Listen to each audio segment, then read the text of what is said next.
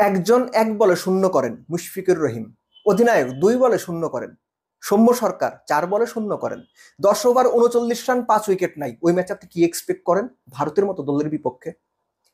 তাওহিদ হৃদয়ের সেঞ্চুরি বাংলাদেশকে 228 পর্যন্ত নিয়ে গেছে। এটার জন্য সবার উচিত তাওহিদ হৃদয়ের জন্য বড় একটা করতালি দেওয়া, নইলে there is every chance Bangladesh 120-30 all out হইতো। ইনফ্যাক্ট 0 রানে জাকির আলী লাইফ পেয়েছিলেন, তাওহিদ হৃদয় 21 রানে লাইফ পেয়েছিলেন। ওই দুটো যদি লাইফ না হতো বাংলাদেশ 120-30 হয়তো করতে পারতো না।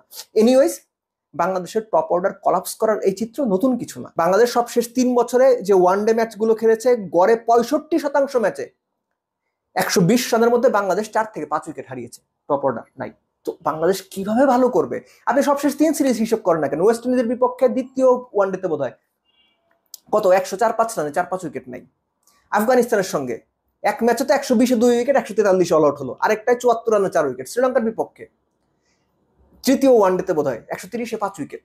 সো এই যে ধারাবাহিকতা, এটা কিন্তু চলছেই, এবং সেটারই একটা রিফ্লেকশন আমরা দেখলাম ভারতের বিপক্ষে চ্যাম্পিয়ন্স ট্রফির প্রথম ম্যাচে। একটা ব্যাপার আমার মনে হয়েছে যে ভারতের বিপক্ষে জিততেই হবে, ভারতকে হারাতেই হবে। এই ব্যাপার চিন্তা করে না বাংলাদেশের ব্যাটসম্যানরা অতিরিক্ত একটা চাপ নিয়ে নিয়েছে, তারা প্যানিক বাটন প্রেস করেছে। আপনি সৌম্যর ব্যাটিং দেখেন, শান্তর ব্যাটিং দেখেন, তানজিদ তামিমকে মনে হচ্ছিল কমফোর্টেবল, কিন্তু তিনি উইকেট দিয়ে এসেছেন। অন্যান্য যারা ব্যাট করেছেন, যারা রান করতে পারেনি, সবার ব্যাটিং এর মধ্যে আপনি খেয়াল করে দেখবেন কেমন যেন একটা প্যানিক বাটন প্রেস করা একটা ব্যাপার ছিল। তাওহিদ হৃদয় এবং জাকের আলী অনিক তারা যখন ব্যাট করছিলেন, আপনি 10 ওভারে 39 করেছেন, 20 ওভারে গিয়ে 79 হয়েছে। ওই 5 উইকেট যাওয়ার পরে কিন্তু 40 রান হয়েছে পরের 10 ওভারে।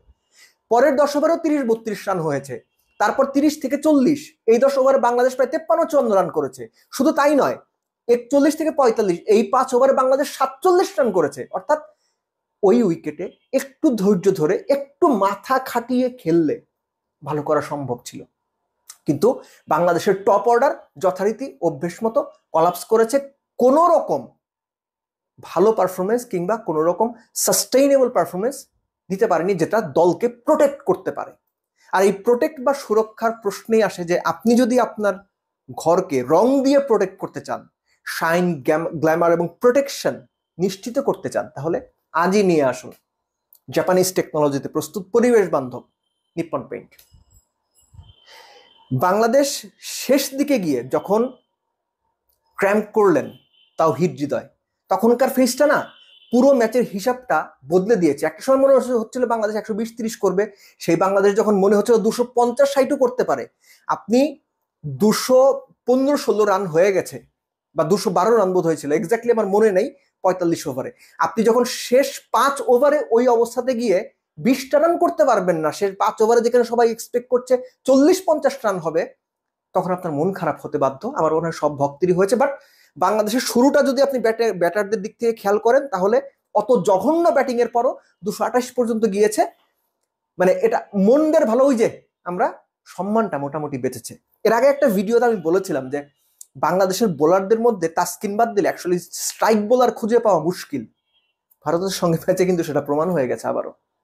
মুস্তাফিজ শুরুতে রোহিত শর্মাকে প্রচন্ড রকম ভুগিয়েছেন, ট্রাবল দিয়েছেন, কিন্তু রোহিত শর্মা যখন ফিট ইন হয়ে গেছেন তখন আর আসলে কোনো কিছুই তাকে দমাতে পারেনি। আর ভারতের যে ব্যাটিং লাইন আপ, আপনি তাদেরকে যদি একটু সুযোগ দেন, তারা যদি 10-15টা বল মোটামুটি খেলে ফেলতে পারেন বা 20টা রান করে ফেলতে পারেন, আপনার আসলে তাদেরকে পেয়ে বসা বা তাদের উপর চেপে বসার সুযোগটা না সবসময় কমতে থাকবে, এবং বাংলাদেশ এই ক্ষেত্রেও সেটাই হচ্ছে। বাট আবার আমি বলবো, নতুন বলে স্ট্রাইক বোলারের যে বা উইকেট তোলা বোলারের যে অভাব, সেটা এই ম্যাচেও বাংলাদেশ ভুগেছে, খুব ভালোভাবে ভুগেছে। এবং আরেকটা ব্যাপার আমাকে সারপ্রাইজিং মনে হয়েছে আমার কাছে, যে মুস্তাফিজকে আমরা বিগত সময় দেখেছি যে নতুন বলে তিনি কিন্তু শুরুতেই বল করেন না, বলটা একটু পুরনো হওয়ার পর থার্ড বোলার হিসেবে বেশিরভাগ ম্যাচেই তিনি বল করেন। এই ম্যাচে কি স্ট্র্যাটেজিতে কোন কারণে মুস্তাফিজের হাতে নতুন বল তুলে দেওয়া হলো আমি জানি না।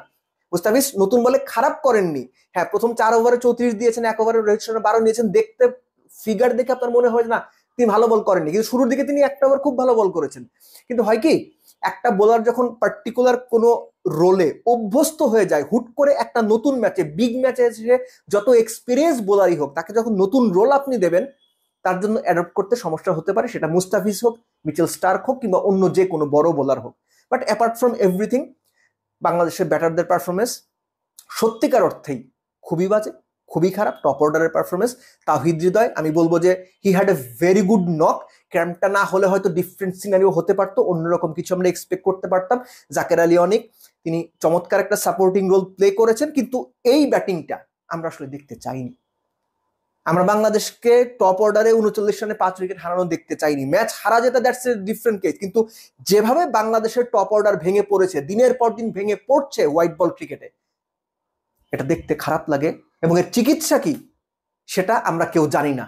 এটা যখন মানে বুঝতে পারি যে কোনো চিকিৎসা আসলে নেই বা চিকিৎসায় কাজ হচ্ছে না, তখন আরো বেশি খারাপ লাগে। কেননা কোটি কোটি দর্শক ফোন নিয়ে বা টিভির সামনে খেলাটা যখন দেখতে বসেন, তারা ওই এক্সপেকটেশনসটা নিয়ে বসেন, দেশ ভালো খেলবে, দেশের প্লেয়াররা ভালো করবে, তাদের যে আবেগ, সেই আবেগটার প্রতি সম্মান দিয়ে হলেও, দেশের জন্য হলেও দারুণ কিছু বা লড়াই করার মানসিকতা দেখাবে। কিন্তু বাংলাদেশের টপ অর্ডার ব্যাটারদের মধ্যে না একটা বড় সময়ের জন্য ওই লড়াই করার মানসিকতা পর্যন্ত দেখা যায় না, এবং বেশিরভাগ ক্ষেত্রে বড় ম্যাচে তারা প্যানিক বাটন প্রেস করে বসে থাকে।